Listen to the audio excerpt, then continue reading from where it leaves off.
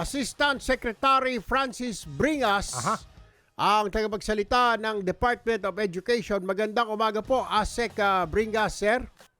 Hello, good morning Kong Erwin and good morning Aljo. Sa lahat Morning. ng tagapakinig at tagapanood. Magandang umaga po. Thank you po. Sir, nagdeklara na walang pasok ang mga eskwelahan. Si BP Sara, sinabi na, discretion niya ng mga principal, maging mga mayor yata. Tama po ba kung parang bagyo, pag sinabi ni mayor, sobrang init na ngayon, cancel ang klase? Ganun po ba? Pati si LGU pwede na magsabi na, suspendido ang klase dito sa public school ko. Yes, tama yan Kong. Pagdating sa mga health-related na mga circumstances in the local government unit, meron authority talaga yung local chief executive at sinusunod yan ng ating mga schools. Although kapag walang ganyang declaration at meron tayong mga warnings coming from Pag-asa, authorize talaga natin din yung ating mga school heads na mag-suspend ng in-person classes.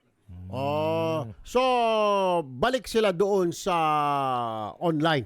Online classes sila, hindi na face-to-face. Online, kung online or modular o kahit na anong alternative delivery mode, just to assure na continuous pa rin yung learning kahit home-based yung learning nila.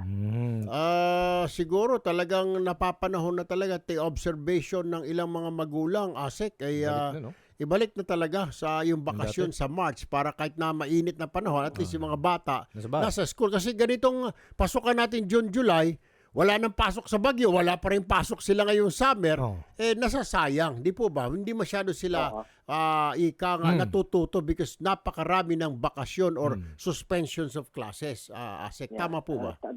Tama yan Kong, no? In fact, nung nagkaroon tayo ng consultation sa pag-adjust na ng ating calendar para makabalik tayo sa traditional June to March, kasama ang mga parents and teachers and organizations sa consultation natin, at napagkaisahan nga, nagkaroon na ng consensus na ibabalik talaga natin ito sa June, kaya lang hindi siya biglaan, kung hindi gradual. So we are looking at the back to June natin by 2026 to 2025. 2026-2027 school year. Hindi pa ngayon. Akala ko this coming June na, 2024. Hindi pa pala. 26. Hindi pa Kong. This next school year natin ay mag-uumpisa ng July 29. So the following school year, parang first week of July na tayo, and then the 2026-2027, balik June na tayo. Bakit hindi natin pwedeng biglain, ASEC nga pala, na sige, magbakasyon lang kayo, sacrifice 1 month ang vacation at balik na. Yeah.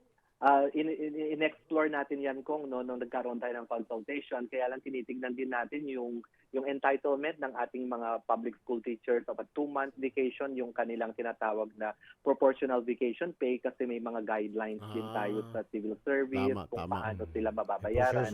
So parang binalance lang natin yan. So we came up with a consensus na maging gradual. At least ito Kong, yung original na plano talaga nun is 5 school years, pero na-reduce na natin siya to 2 school years. Okay, maganda yan. Okay. May iba tayo, ASEC. Meron daw 2 teacher sa Iloilo namatay dahil daw sa heat stroke habang nasa klase. Any details about this, ASEC? Yes, verify na natin yan, Aljo, sa Region 6, sa Iloilo primarily, at nakakuha tayo ng kopya ng death certificate ng 2 teacher. And apparently doon sa ating medical certificate, it did not happen this month, but one was in February and the other was in March. So, at hindi rin siya nangyari sa loob ng paaralan. So, siguro nasa bahay. So, it cannot be considered as work-related, ASEC.